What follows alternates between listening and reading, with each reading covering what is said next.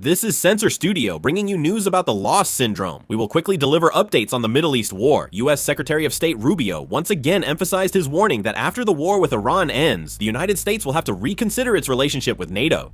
The Israeli military announced that it has completed a large-scale airstrike targeting Iranian government facilities in Tehran. So far, Israel has struck a total of 800 targets in Iran and reportedly dropped 16,000 bombs or missiles. Over 2,000 Iranian soldiers and commanders have died, with more than 4,000 targets attacked. This footage shows an Israeli airstrike on an apartment building in Beirut, Lebanon.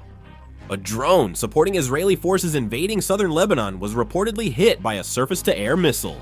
Recently, the Israeli military attacked a launcher that fired rockets toward Israeli territory from Lebanon. This is the moment when an Iraqi militia drone attacks the Victoria US military base near Baghdad airport. This is Erbil, Iraq. There was a concentrated attack by Iranian forces. It's an attack on a US military base. This is Erbil, Iraq. A Shahed 136 drone is shot down over Erbil. A major fire erupted at a Bahrain military base on Sitra Island, with black smoke rising. This is the United Kingdom.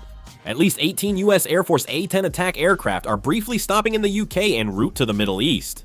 According to the UK Maritime Trade Operations, a tanker was hit by an unidentified projectile about 31 kilometers north of Doha, the capital of Qatar, off the coast of Qatar. The Nevada National Guard announced that the 150th Airlift Wing, based at the Nevada Public Base in Reno, Nevada, has been deployed to the U.S. Central Command's area of operations to support Middle East war operations. Yemeni Houthi rebels have again fired a ballistic missile at southern Israel. The missile was intercepted. Secretary of State Marco Rubio appeared on Fox News Hannity and said, "The finish line is in sight, not today or tomorrow, but it will come soon." He also added that direct talks with Iranian officials might be possible someday. These remarks followed President Trump's statement that the U.S. could finish military operations against Iran in 23 weeks. The U.S. Department of Agriculture warned that rising fertilizer and fuel prices from the war with Iran will lead American farmers to plant less corn this year.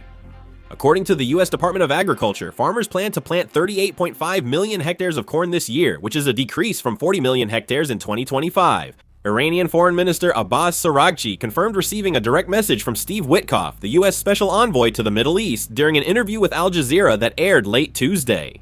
He emphasized that these messages do not mean that negotiations are underway. Greece is conducting drills mobilizing its merchant fleet in preparation for a possible Iranian attack, which is a measure taken after the recent drone attack.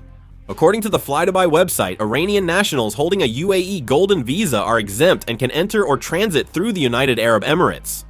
Meanwhile, the Emirates website states that Iranian nationals cannot enter or transit through the United Arab Emirates, but those holding a Golden Visa are an exception. If there is any further news, I will make a video and upload it.